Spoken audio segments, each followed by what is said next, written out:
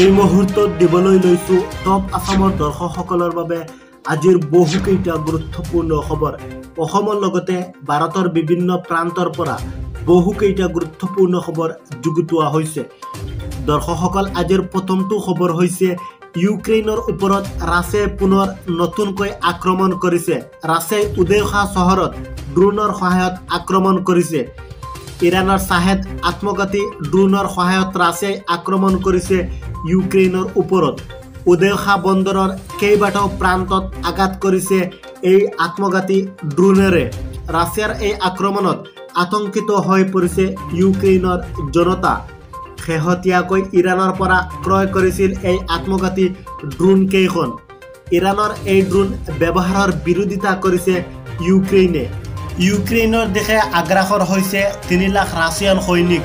পুটিনৰ নিৰ্দেশত আগবাঢ়ি গৈছে নতুন এই সেনাবাহিনীৰ বৃহৎ দলকেইটা।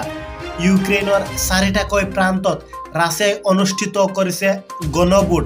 দৰ্শকসকল, জানিব পৰা মতে 5 দিনৰ বাবে চলিব এই গণভোটৰ প্ৰক্ৰিয়া। ইউক্ৰেইনৰ খাৰ্কিভ, ডনিয়স্ক, লগাঞ্জ আৰু মাৰিউপলত গণভোট অনুষ্ঠিত হ'ব।